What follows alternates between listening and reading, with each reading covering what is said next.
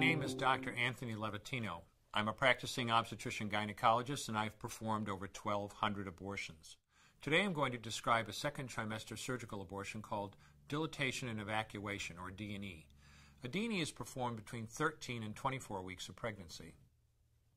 After administering anesthesia, the abortionist uses a weighted speculum, like this one, that opens the vagina widely. Because second trimester babies are so large, this greater access facilitates a late-term abortion. Late-term abortion requires that the cervix be prepared 24 to 48 hours in advance with laminaria. Laminaria is a type of sterilized seaweed that absorbs water over 8 to 12 hours and swells to several times its original diameter. Once removed, metal dilators can be used to further open the cervix as needed. Once the cervix has been stretched open, the suction tube is placed inside. A baby at 20 weeks gestation is as big as the length of my hand, from head to rump, not counting the legs. The suction machine is turned on, and pale yellow amniotic fluid surrounding the baby is suctioned out through the catheters. With babies this big, they don't fit through catheters this size. The baby's bones and skull are too strong to be torn apart by suction alone. This is a Sofer clamp. A Sofer clamp is made of stainless steel. It's about 13 inches long. The business end is about 2.5 inches long and 1/2 inch wide, and there are rows of sharp teeth. This is a grasping instrument. When it gets a hold of something, it does not let go. The abortionist uses this clamp to grasp an arm or leg. Once he has a firm grip, the abortionist pulls hard in order to tear the limb from the baby's body. One by one, the rest of the limbs are removed, along with the intestines, the spine, and the heart and lungs. Usually the most difficult part of the procedure is extracting the baby's head, which is about the size of a large plum at 20 weeks. The head is grasped and crushed.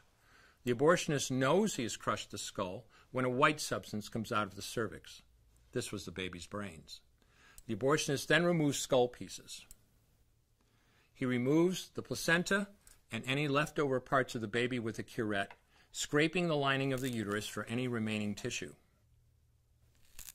The abortionist then collects the baby parts and reassembles them to make sure that there are 2 arms, 2 legs, and all the pieces. Once all the parts have been accounted for, the abortion is complete. For the woman, this procedure carries a significant risk of major complications, including perforation or laceration of the uterus or cervix, with possible damage to the bowel, bladder, and other maternal organs. Infection and hemorrhage can also occur, which can even lead to death.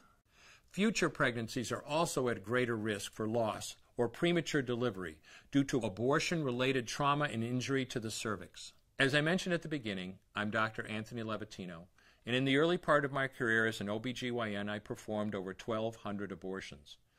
One day, after completing one of those abortions, I looked at the remains of a preborn child whose life I had ended, and all I could see was someone's son or daughter. I came to realize that killing a baby at any stage of pregnancy for any reason is wrong. I want you to know today, no matter where you're at or what you've done, you can change. Make a decision today to protect the preborn. Thank you for your time.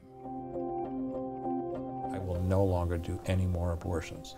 When you finally figure out that killing a baby that big for money is wrong, that it doesn't take you too long to figure out it doesn't matter if the baby is this big or this big or this big or maybe even this big, it's all the same. And I haven't done any since then, and I never will.